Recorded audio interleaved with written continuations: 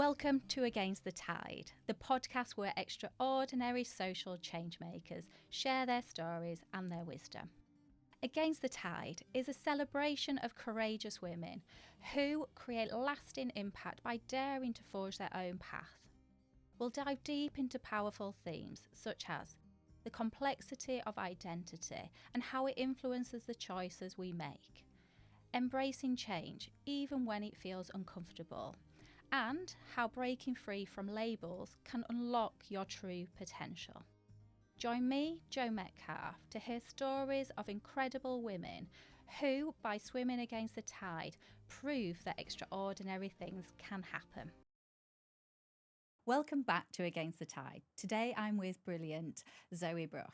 Zoe, your story is one of determination and quietly breaking down doors that were never meant to be open by someone with your background. You've consistently pushed against expectations of what people thought was possible for you.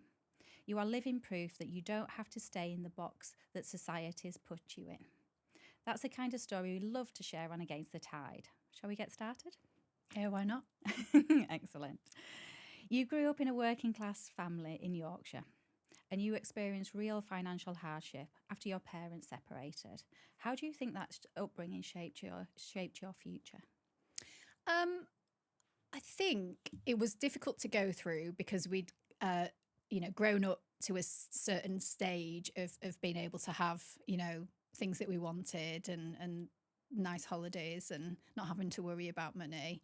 And then it went to quite a stressful environment because my mum needed to go out and get a number of jobs to support the family. And we realised that, we were now going to have to cut back on some of those added extras, and which makes you, I guess, resilient and also a little bit isolated as well, because you've suddenly become different in front of your peers.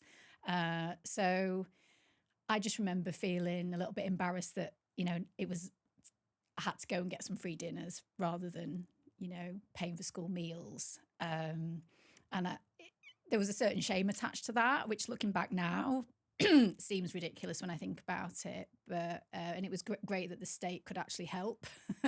But it was sad to see my mum go from being quite carefree and with us children to having to just work to support us. And I realise now how very selfless she actually was. So I'd say a mixed experience. Still very grateful that we had roof over our head and food on the table. My mum worked very hard to get us that and not really impact our quality of life too much. Yeah. And how has that really shaped you? How it shaped me, I think I've got a real passion for making sure that when people talk about perhaps families on benefits, because obviously that was part of it as well, that we take away the judgment, because it's easy to cast aspersions on perhaps why that family needs to draw the benefits. So I feel like I want to have empathy. I want to understand the situation, and I've challenged people in the past to not jump to a conclusion and say, life is very complex. Life is, unexpected things can happen, and so don't be quick to judge, have empathy, and actually let's give a voice to people who maybe have experienced those times of need, because they shouldn't just be discounted as, we're all part of society. Yeah, absolutely. So there could be a perception now that you've made it, so to speak. Do you feel a sense of responsibility to represent or support people from backgrounds like yourselves? Yeah, I do. And it's interesting, a few years ago when I was working in the West Midlands Combined Authority wanted us to, local businesses and organisations, to make a pledge that the leadership in those businesses and organisations would be open to creating a more diverse and inclusive workplace. And so this was in 2018, and I was the lead representing my organisation at the time. And so I went to the sort of public forum that this was taking place, where the pledges were being made. I actually stood up and found myself talking about the fact that I felt that having free dinners was something to be ashamed of. But I can say, you know, through hard work, probably a little bit of luck as well, and being a decent citizen of the world, you know, I've managed to climb a ladder of success to a certain extent. And I wanted to be an inspiration for other people who might feel like they are being left behind because they don't have the, you know, the economic push behind them. And I would say it was far easier for me to go to university when I went because there was a grant. And I do empathise now with bright people that perhaps can't go because it's too cost prohibitive. And that's something I feel sad about. Yeah, it's difficult, isn't it? I would say, honestly, one of my biggest inspirations is my mother, because I realise now, the older I've got, how selfless she was to just go and make sure that we had what we needed. And I know she would have gone without. What a resilient and brave woman to do that for us kids. And she was the one who used to tell me from being small, there's nothing that you can't achieve. It's about hard work. It's about determination. My mum is a very bright woman, but she she would say this if she were here, she wasted her opportunities at school. You know, she was interested in other things and didn't knuckle down academically. So she didn't go to university. She could have done. And then, you know, had us kids, married my dad, didn't have a career of her own. So she imparted to me, you know, there's more to life than being in this town if you want it. And she also did say, if you're happy stacking shelves, then I won't judge for that. It's about your happiness. So I'm not a parent myself, but that, you know, I've got nieces, and I think those words were very powerful. And it meant she was setting me up for a bit of success because she was giving me that open mind to achieve if I really put a mind to it. So I just want to give a shout out, I guess, to my mother. Yeah, amazing. Brilliant. So all of that learning, now you are running your own consultancy business, which is focused in the sporting space, which is my passion as well, which is how we connected. It is. Which is brilliant. But your route into HR was anything but traditional.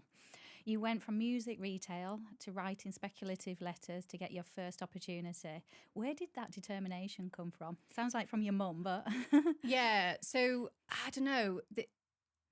I think, yeah, having that growth mindset from quite an early age, and it was about making something happen from nothing. There's something very, very intoxicating about that, isn't there? That if I was to, I remember pulling up, I had a big old laptop at the time, you know, this was mid-noughties, and I was embarking on my HR qualification, and the tutor had said, it's best if you go out and get some experience before you're CIPD qualified, if you can go and get some. And a paid job, all the better. So yeah, I just remember getting on Google, searching for companies within the radius of where I lived, which at the time was Sheffield. Interesting places that I might want to work, big businesses, smaller businesses, quirky businesses. And yeah, just wrote those 20 speculative letters. And it might have helped that prior to that, I did spend 18 months in executive search, which was a lot of business development and cold calling. So maybe I'd come away with, right, I'll make something happen from nothing. I'll build a pipeline. But I remember out of those 20 letters, I got 3 interviews, which led to 1 job. And the first job the job that I got was actually, look, you can come in voluntarily for now, but it may lead to paid work, and it did quite quickly. And I was prepared to do that. So, yeah, that's how the first jump happened. And I was proud of myself for that. I imagine you were. And I imagine there was lots of no's along that. What kept you going when the doors kept shutting behind you? I think just having some self-belief, and also a really good friend actually who I met at university called Eleanor. She's my best friend who I met on the first day of uni, and she's been a kind of inspiration in the world of work and careers. And I suppose under her tutelage of, you know, the example being when we left university, my dad had passed away the year that I started university, and left just a little bit of cash for me and my brother, and I'd put that in a high interest account. And when I accessed that cash, I was going to buy a car and learn to drive. And then on the last day of university, I met some girls who said, do you want to come with us to Australia for a year? Now, the furthest I'd been, apart from that, was a week in October in Ibiza, Cleethorpes and Skeggy, right? And the thought of doing that was incredible. And my mum very much said to me, you must go. Those were her words. And, you know, you get there, you spend all your money in the first 3 months, and then you need to go and work. And I know I'm deviating, but, you know, there is a point to this. Eleanor was going to Australia, but with different people and at a different time. So she landed in Sydney at the time when I'd run out of cash. And she said, right, come on, we're going to get a job. And that day that I spent with her, she's a very can-do person, as am I, but I think she beats me. We both came back home with 2 jobs each after one day, right? So fast forward, having Eleanor in my orbit at a time where, you know, I'm needing to get a job. I think it was just knowing as well that what would Eleanor do? Well, 20 speculative letters is probably about right. So to get the no's, I would have been speaking to her on the evening and saying, oh, I've got another rejection.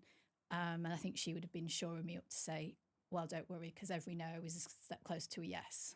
So I don't know. I think I am generally blessed with having an optimistic persona. I think I try not to get in the doldrums, have been in the doldrums, and you know, do have anxiety, which we might cover. But yeah, I think you have to see life. You have to find the joy, and you also have to see it with a glass half full, because you get one life, right? Absolutely. You mentioned how resilient your mum was, and in the work that she's done and support that she's given you. But looking back now, can you see how much resilience you were building without realising it? Yeah, I can. And it wasn't easy, you know. I got picked on at school for not having the right trainers, which wasn't very nice, because I was actually bullied by boys as well in my class. And I just was wishing that I had, you know, someone else in the school that could stand up for me. And so I had to sort of take it and try and deal with that. I think I'm lucky because I've always had good teachers, good tutors, and I've made good friends. And friends, if you get good friends, they can be an extension of your family, can't they? So I think I was building that resilience without realising it, finding the strength to get up and go again. And yes, I suppose it's worth sitting back and just reflecting, isn't it, on that? Because you do take it for granted. You feel like everyone is this strong and everyone can cope with these things. But it was obviously in the making from being quite young. And what does resilience mean to you? I think it's getting back up and seeing a day as a new page to start again or to revisit something. It is not letting the judgment of others or actually maybe some self-doubt crush you. It's finding a calmness within yourself at the end of a day to say, okay, well, that was a bad day, but actually we're hopeful for tomorrow as a new day. And it's also, okay, well, if this happened and there's something within my control that could avoid that next time, what have I learnt?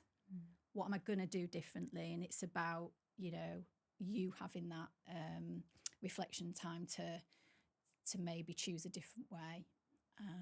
That's what it is to me, I think. Yeah, really powerful. Something about a northernness within that, isn't there, as well? I think so. Yeah. Yeah, and I am proud to be northern. And it very much comes out a lot more when I'm with people from the north, because I think I do have a telephone voice.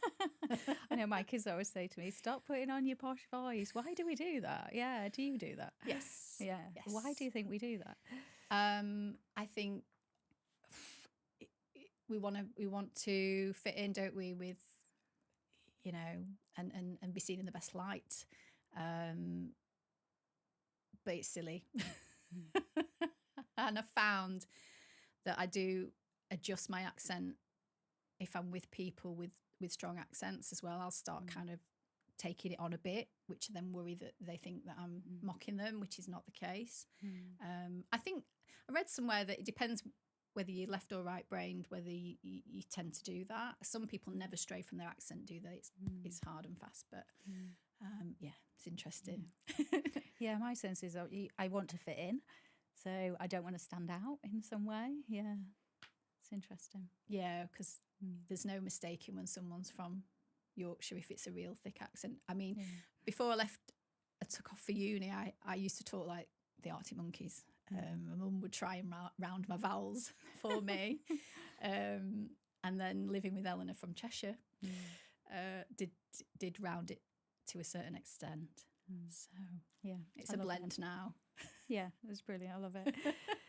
You've been open about living with anxiety and feeling like you had to wear the HR game face in high pressure environments, particularly. How has anxiety shown up for you in your career?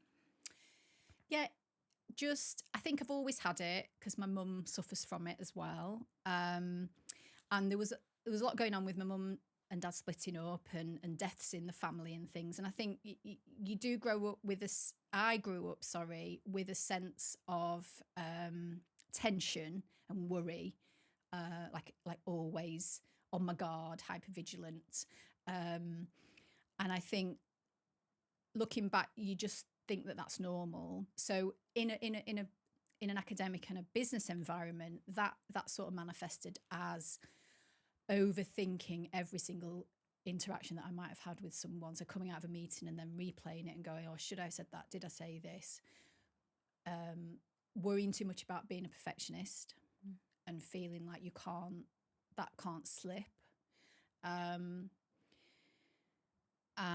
it's a horrible place to be, actually, because you're just putting so much pressure on yourself, and you probably take criticism too hard as well. But it's that constant sort of nagging worry. And, you know, friends used to joke, you worry about not having anything to worry about, so you find something, you know. And since I've treated it, which I have done with meds, and that switch went off, I just thought, wow, I've got some peace. Although, don't get me wrong, you still feel the stress and you can still worry. It's nothing like I was suffering from, but I went through that for a long, long time and thought that was normal. So my message would be to anyone listening, please seek out help. And I'm not saying everyone should go onto medication. It's very individual. But I tried doing the other things that the doctors would prefer me to do, you know, reading up, trying CBT. But for me, the medication worked best. And so I don't mind sharing that. I'm quite proud of the fact that I found something that worked for me. And how are you now with that? Yeah. It's totally managed.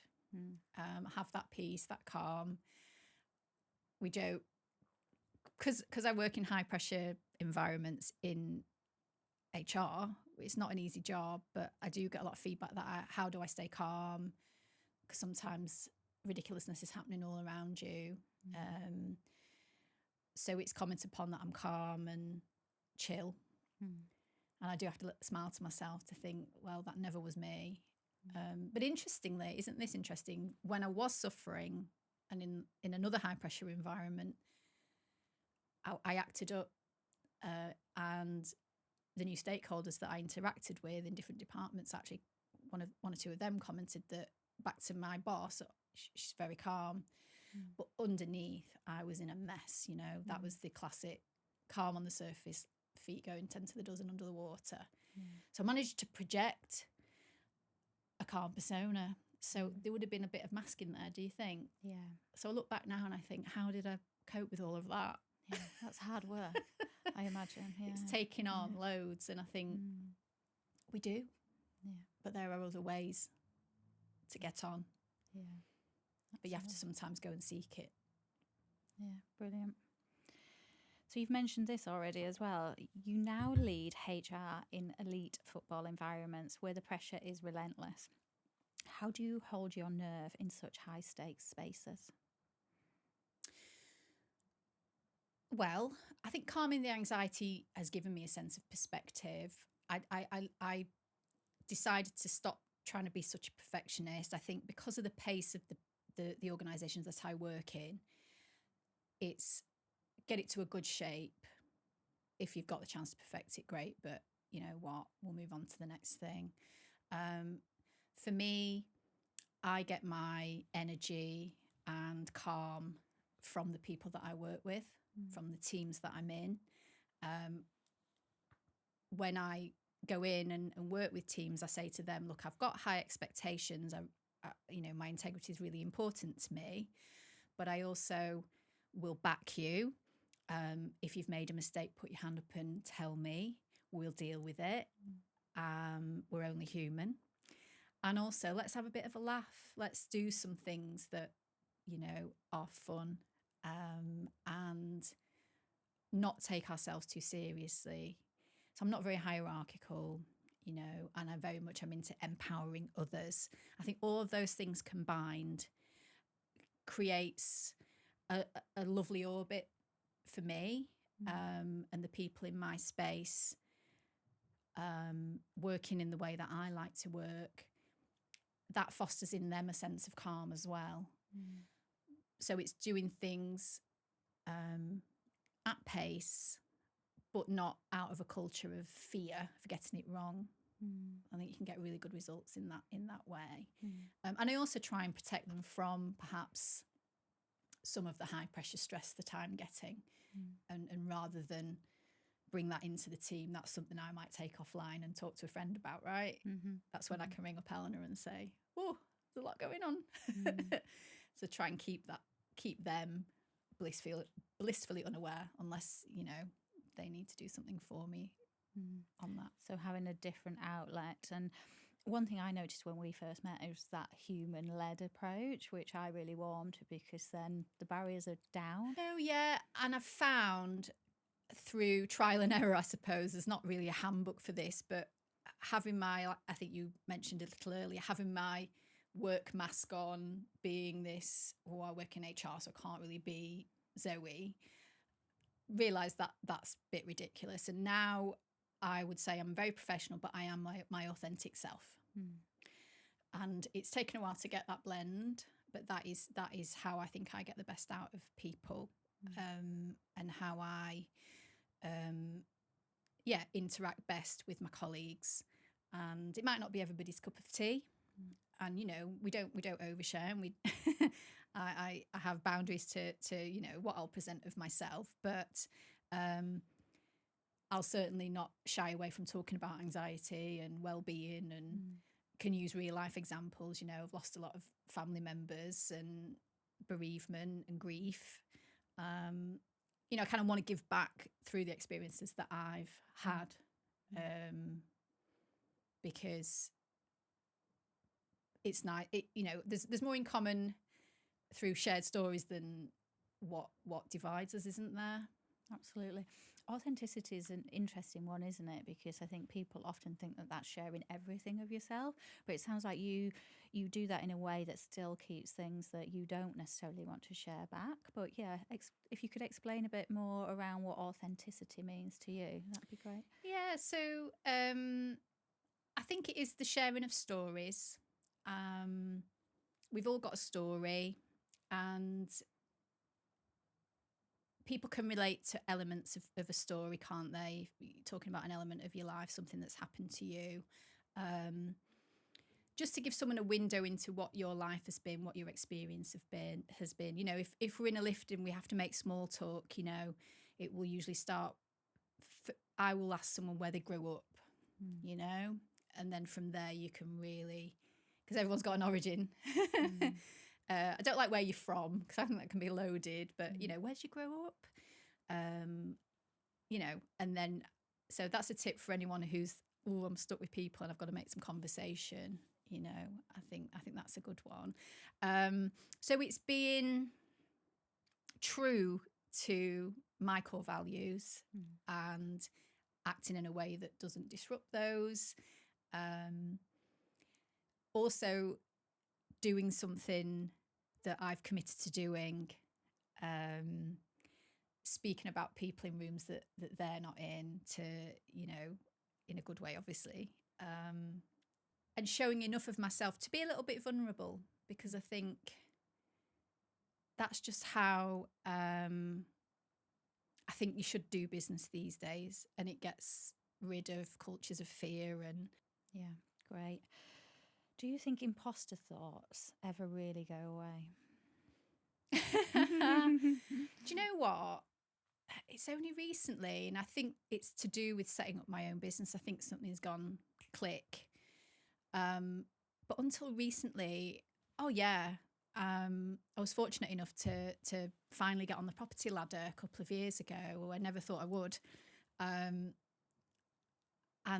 I would come home and lock the door and think, wow, this is mine. Is someone going to knock on and say, come on, love, you shouldn't be in house like this? But I think that's dissipated because I never stopped doing the work on myself, you know, and practicing self-care and surrounding myself with good people. But I think you can have a jolt back to your reality, perhaps if you're mixing with people who just don't understand, you know, your background or judgmental about you. You know, that can pull you back into that space. I don't know whether you've heard of 93% Club. Yes. Well, do you want to explain to the listeners then? Yes, I will. Yeah. So the 93% Club was founded by a woman who found herself at university with a bursary, I believe, from a working class background, and she was studying law and from a state school, and was documenting her experiences because she experienced some judgment about being from a working class background. And so she founded 93% Club because of the stats to show that 93% of us went to a state school. And she's built a resource for students and young people from those backgrounds, but also a group for professionals such as me who can give back. And I'm a 93% professional. So I'm actually going to be starting a mentorship program with one of their cohort. So I'm really keen to give back with that. That's fantastic. I didn't realise you could do that, so that's really interesting. If any listeners want to get involved with that, how do they get involved? I would say go on to 93% Club. Instagram is where they've got a really hot social media game, and I'm sure that there'll be links there straight to the website and posts about it, and then there are different gatherings and all different things going on. So yeah, I wanted to kind of nail my colours to the mast and say, yeah, that was me. Because as I said to you before, I do despair at the price of an education now. How do we make it accessible to everybody? Yeah.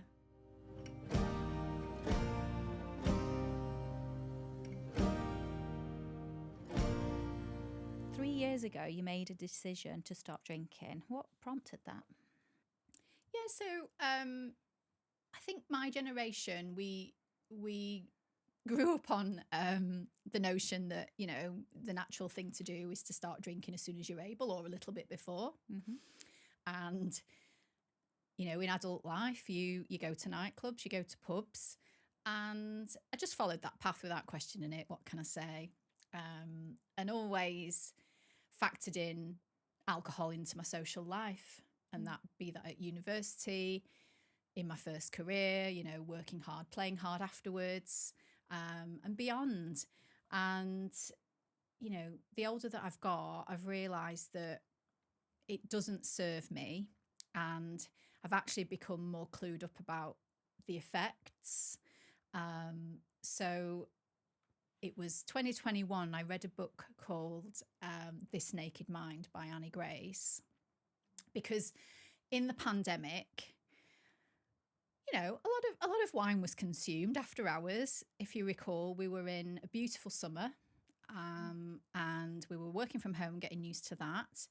And there wasn't a lot else to do if you'd had your hour's walk. So I thought I'll join a wine club and, have it brought to my door, enjoy it.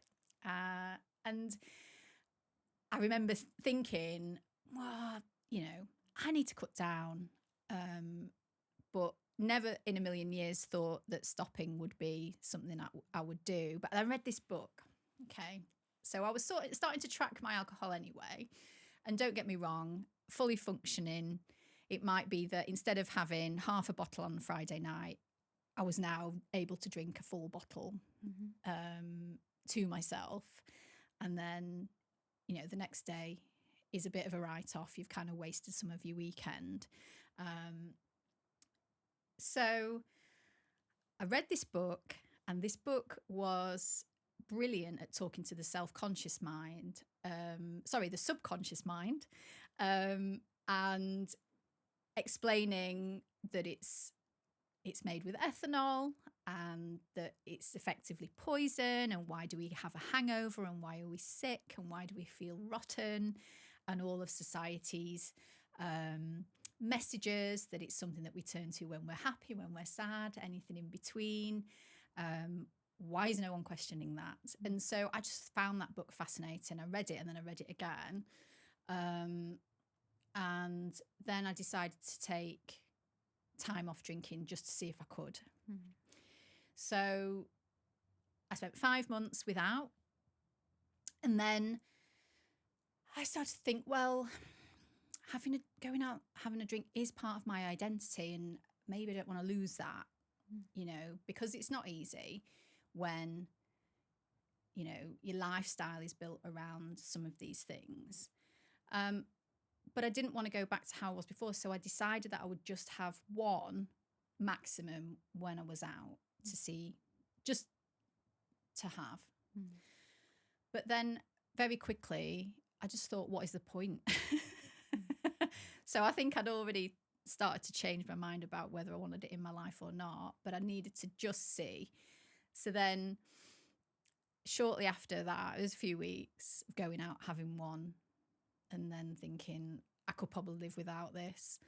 And then I found it very easy to just go, right, I'm going to stop. I won't make any promises to myself, but I'll just see. And what was very useful was tracking the days as well, and going, 200 days. So as that ticked by, and I sort of adjusted to not drinking alcohol, I realized that you can still go out and do fun things, right? You can still be the life and soul, and you just might feel a little bit funny going on the dance floor at first. If you've not got your Dutch courage inside you. But all of this was a brilliant learning curve for me, because I realised that I didn't need it, and I felt so much better for cutting it out, that I had so much more time on my hands, fuller days, more clarity of thought, better sleep, better skin even. And, hair, there's research now about your hair being better. So I was totally converted. And yeah, it will actually be 4 years in May of 2026. And I haven't looked back. Brilliant. I was going to say at the beginning your skin's glowing. So is that a plus that you found? I think so. Yeah, I think so. It's it can't harm because alcohol has zero benefits. It's just we don't stop and think about that. And so I really was pleased that I did a bit of self-education because no one's really bringing that to us, are they, unless we go looking. So I know we've spoken before about grey area drinking that definitely triggered something with me and got me thinking about my consumption of alcohol. Could you tell our listeners a bit more about grey area drinking? Yeah, so first it was a phrase that I wasn't familiar with because I think we talk about alcoholism, don't we? Clinical addiction to alcohol. And you either don't drink or you're clinically addicted and there's nothing in between. Well, I'm here to tell you that grey area drinking is the in between. And I'm happy to say I think I was a grey area drinker. So it was coined by Jolene Park on a TEDx talk. But essentially what that means is that you can take or leave alcohol.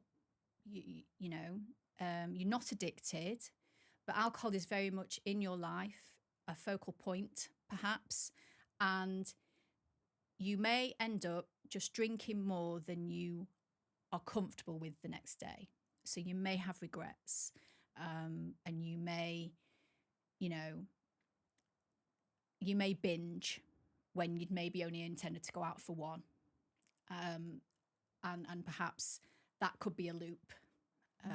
So you may not drink in the week, but on Saturday you may just drink till you fall down, but you're fully functioning. You get up on a Sunday morning, you do the garden, and you go to work on Monday, and so it's worth paying attention to, especially if, say, dry January felt difficult to some. I would say, oh, well, that might be grey area because you're looking at, oh, how could I get through Jan without taking it or leaving it? And some people really can take it or leave it. So, Oh, it's fascinating. I'm sure we could chat about that all day. But now you're a qualified sober coach supporting professional midlife women.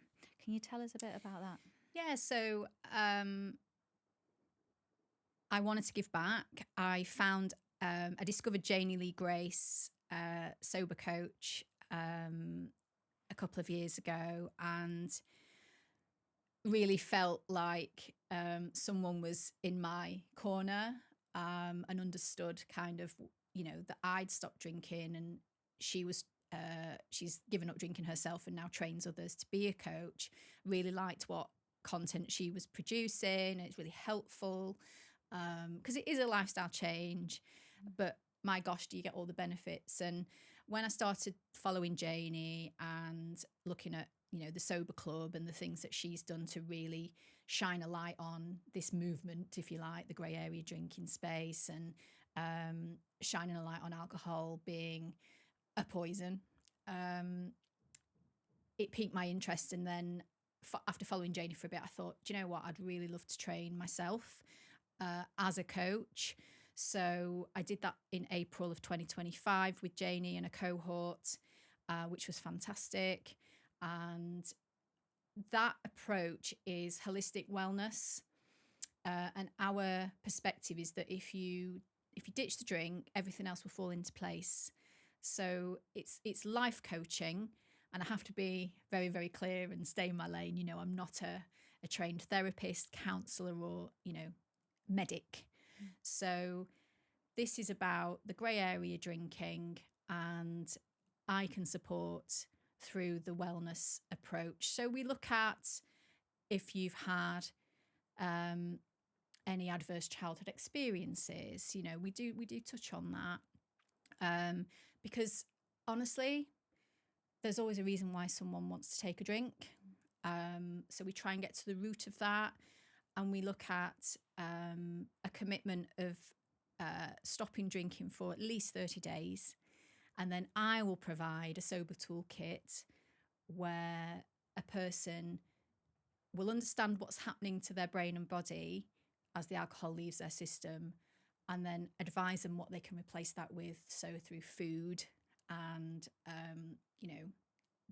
looking after their body, self-care. There's also resources, podcasts, books, and they can join the Sober Club. So I'm really proud of the work that I do, because through my brand, Vibrant Sobriety, it was really important for me to tell the world that sober is not boring.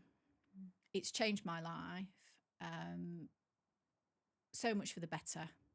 And I live my life in full colour now.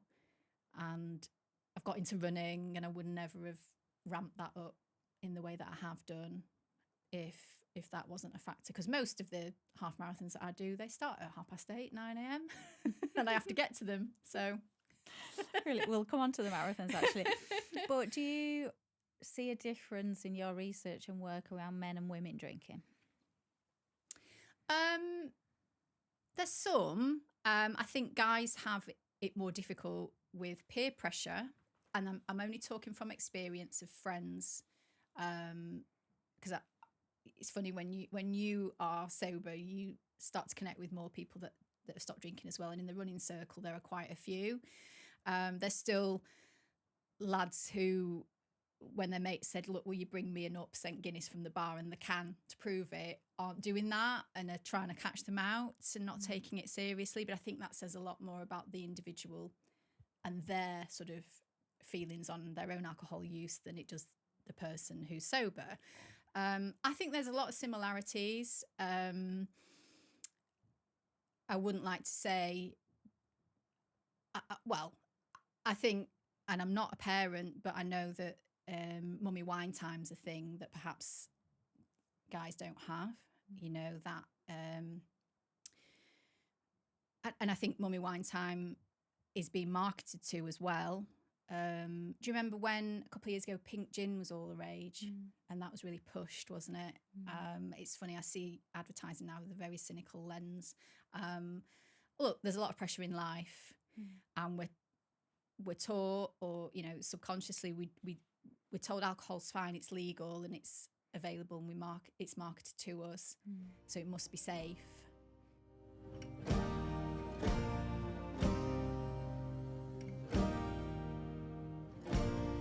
What's your message to women who think life will be boring or lonely without alcohol? The answer is that's rubbish. You won't be, because we're talking about changing the ingredients in the glass, but keeping the rituals.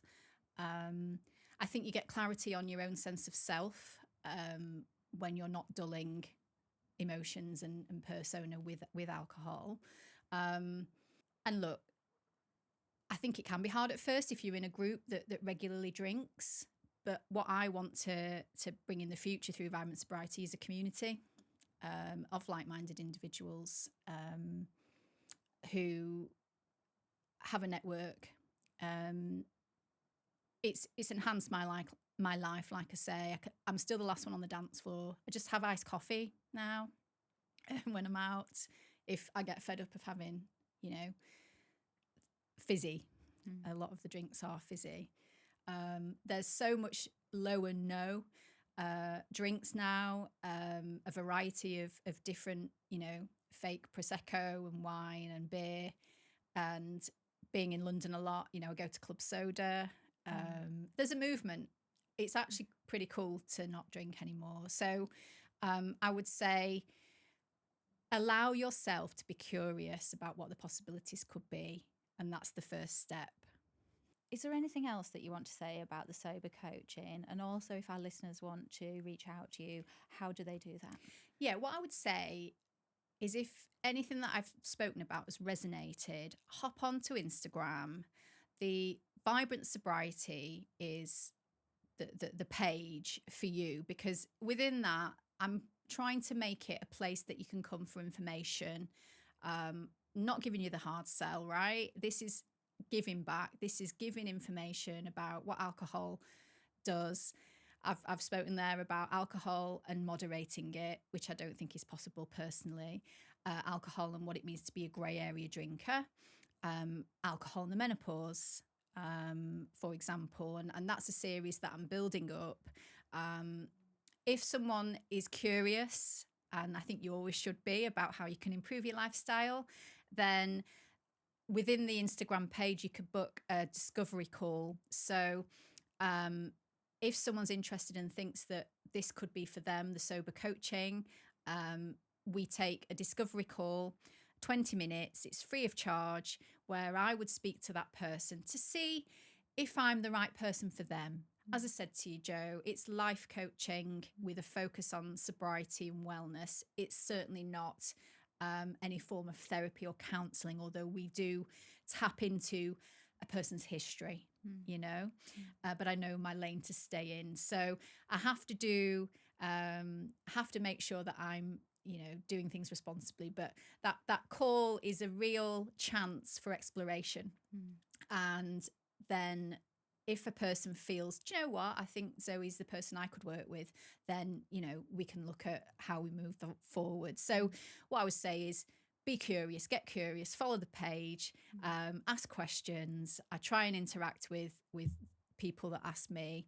I'm building up the website, and that's under construction at the moment. But I very much want to make this an information zone as much as a place where you could buy. And at the moment, I've got a free downloadable reset guide for the new year, so people can hop on and get that. There's also Jolene Park's TED Talk, which I've put on there. To hear firsthand, you know, how grey area drinking was sort of coined. So for me, it is that information resource. And then if someone wants to work with me, we'll explore that together. So one thing I've noticed over recent years, particularly as I'm in perimenopause, is that alcohol really affects me. And since our conversation, I think I really started to hone in and notice the impact that it was having. Is that something common that you've seen? Is there anything you want to sort of explore with our listeners around menopause and alcohol? Yeah, so alcohol's a depressant. We need to remember that. And it takes away the good things that are in your body. Problem is in menopause, estrogen that normally helps your serotonin and your dopamine, you know, your mood regulator and your motivation, that dips anyway. So you just add in stress onto stress by taking the alcohol. It creates what's called a stress loop. Because I think when you first taste the alcohol, your dopamine says, yeah, I'm rewarding myself. That first drink usually tastes really good, you know, you relax. But actually, from that point, you're being depleted of all those, you know, positive things. Your serotonin stores are dipping. So it actually isn't good for you. And I do hear stories of women feeling worse and not able to drink like I could. So if that's not a signal to be curious, I don't know what else is. And it's, again, just for me, it's about empowering women and men with the facts of the matter. If you understand what's happening to your body and brain, you can make an informed decision about whether you take a drink, because you can still have a party, show up to an event, drink beautiful things out of beautiful glassware. It just so happens that it doesn't have any alcohol in it, right? And I think society at large still has a problem with that. Why not have just one? What are you not drinking for, you know? And that fascinates me, and I'm here to kind of challenge those ways of thinking as well. Yeah, it's interesting because my husband always says this, that they're not drinking. Is it because they've got a problem sort of scenario, isn't it? Yeah. And people say, oh, do you mind me asking why you don't drink? I think people are waiting for a salacious tale, aren't they? But you know, we're quietly, there's this movement happening, and a lot of people are saying, I'm going to get curious and I'm going to try without. Interestingly, and I should have the stats to hand, but I don't. I think our younger generations are choosing to not head straight to the pub, aren't they? I think we've shifted perhaps lifestyles in those younger people, and they may have seen what their parents have been up to, you know, and thought, I don't think I want that. Possibly. My 24-year-old daughter doesn't really drink. So Right, yeah, there you yeah, go. it's interesting, isn't it? Yeah. Yeah. And what she said her reasons for that? She just feels so much better without it. She went travelling and for safety reasons didn't drink when she was away, and then realised, I think it's that break, isn't it? You don't have it and then you realise how much better you feel, and you Yeah. sort of don't want to go back to that. Came Yeah. home, had a bit of a drink and thought, it's not for me. I can have fun without it. So yeah, it's interesting. And I do think there is a focus on wellness more than ever, isn't there? And we're talking about menopause more, and our bodies and mental health, where we didn't as much. And, you know, the internet, for all its faults and bad things, you know, we've got a wealth of information at our fingertips now, haven't we? So we can, hopefully, if it's not misinformation, find out, you know, for ourselves what we want to need, what we need to know. Fantastic.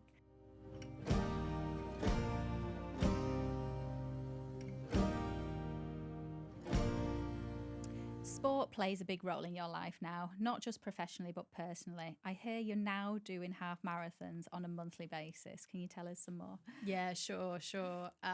So having ditched the booze, in parallel, I wanted to be more healthy, but I also wanted to meet some new pals, and I joined a running club, which it tied in quite nicely with giving up the booze. There was a bit of a gap, but I found my tribe. And when I joined the run club, I said, I'm only here to do 5Ks. So this gets quoted back to me on a regular basis. I'm only here to do 5Ks. So fast forward to 2025, and I'm signing up to half marathons. And I just decided at the start of the year, because there was a few booked in, you know, and I have had fear of missing out when a running friend has said, "Oh, I think I'm going to do a half." Because the race days themselves are incredible. Like, honestly, it's the new nightclub in race day. Have to say, you know, we get all coordinated, ribbons in our hair, like the best tunes on, and it's incredible. But I just thought, well, I'm doing one in January and I'm doing one in April, and I'll probably do the Great North Run in September. Why don't I just do one a month to see if I can maintain the fitness that I've got? So in 2025, I actually did 13 because I did 2 in September. So I have got some more planned for 2026. So yeah, it's been, giving up the booze has been the making of me, I think. And I never thought that this would be me. Yeah, amazing. I say I'm a runner, but I enjoy running for many different reasons. I get lots from it, both mentally, physically, just getting out in the fresh air. What do you get from running? So I get much more pleasure from running when it's running with others than going out on my own. I can't get motivated to go out on my own, really, especially if it's dark. So joining the run club was the best thing I could have done. I'll give a shout out to Mara in Stone, Staffordshire. So it's being with other people. It's that social element, because we run at a pace that you can talk, right? And so it never really feels like hard work. But at the end, we always feel great, and no one ever regrets a run. It's hard to get your socks and shoes on sometimes. I've advanced in the group to be a community run leader. So something that really brought me joy was leading on what we call the First 5 programme last summer, which was a couch to 5 for people in the community that have maybe never run before, or they're lapsed runners, or they've had a baby, they're feeling a little bit unsure. We want to create a real psychologically safe space for people to show up, you know, even down to us saying to them, don't worry about what you wear, right? There's no judgment here. And we had a cohort of people who we took through that 6-week programme. And that was just beautiful to see the camaraderie that grew from that, the confidence that grew from that, and people's progress. So I was really proud to lead that. And it's that, I think, now. It's the giving back thing. Can't help it. Just got to give back in some way. Brilliant. And I think we're all craving that community now, aren't we? There's something about that, isn't there? Connecting with people. Yeah. And I must say, actually, I've contradicted myself there, because I go to these half marathons on my own mostly. I'd say for every 3 that I do with a group, there's one, I've done one on my own. I get up and I just go and I just run it. And I have the best time. I'm still running with people. And actually, I don't want anyone to talk to me doing a half marathon because it puts me off. But I've got my best ever playlist that I finesse. And so running to tunes, it's next to dancing. And dancing for me is just a brilliant release and something I love to do, although don't do it as much as I used to because I'm not going clubbing. Kitchen discos are the way forward. Yeah, I zone out and have a great time with myself, take a lot of pictures of the scenery along the way, still running. Yeah, that sort of connection, mind, body and all of that, isn't it? Yeah. So I do that. But the original aim was, well, let's go make some friends somewhere. Brilliant. So, your wise words. What would you tell younger Zoe who was on a free school meal and embarrassed by her postcode? Oh, yeah, I was. And now I'll tell you anything about it. I'm not ashamed at all. I would say hang in there, girl. There's going to be a lot of horrible stuff that you're going to have to deal with, in the family. There's going to be a few snobby people who, want to know where you grew up and what school you went to.